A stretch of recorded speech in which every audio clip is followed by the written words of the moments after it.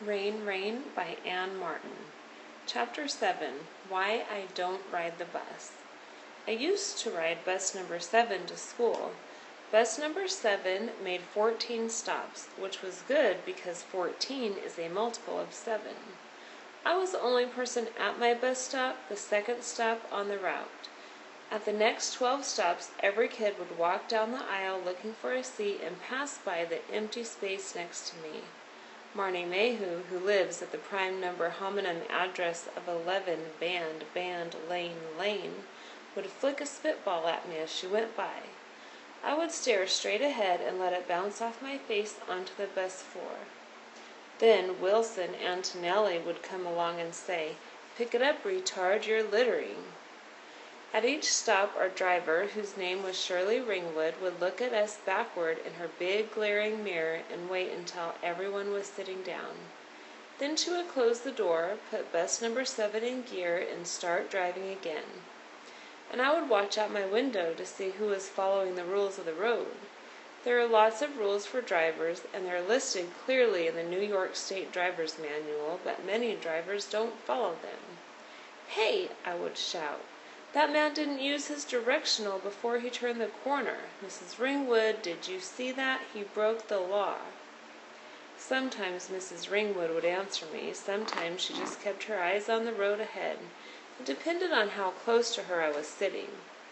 Rainy days were difficult. The rule is that if your windshield wipers are on, then your headlights must be on too. Mrs. Ringwood, I just saw 3 cars with their wipers on and their headlights off," I would cry. Marnie would start to giggle, and Wilson would lean over his seat and hold out his cell phone and say, "Why don't you report that to the police, retard? They're supposed to follow the rules. They aren't following the rules." One day I sat down in the first row of seats so I could watch Mrs. Ringwood's driving. She slowed bus number 7 as we approached the intersection of Sandy Road and Route 9W. Then we rolled slowly by the bus sign. "Mrs. Ringwood, you didn't come to a complete stop," I shouted. "Mrs. Ringwood, that's against the law. It says in the manual that you must come to a complete stop. A complete stop." Mrs. Ringwood turned onto Route 9W. "Let it go, Rose." "Mrs. Ringwood, are your headlights on?" A spitball hit me on the back of my neck. "Hey, that driver wasn't wearing his seatbelt. Did you see that, Mrs. Ringwood?" We reached School Lane. Ahead was Hatford Elementary.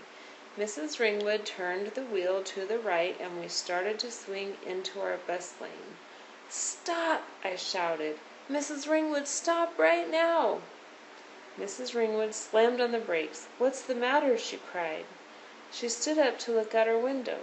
Behind me all the kids crowded to the other windows to see what had happened. Traffic came to a halt. "You didn't use your directional," I said. "That's against the rules." Mrs. Ringwood sat down again. She leaned her forehead on the steering wheel. Then she turned around and said to me, "Are you freaking kidding?" After she parked bus number 7, she went into Hatford Elementary and spoke with the principal. "That's why I don't ride the bus anymore.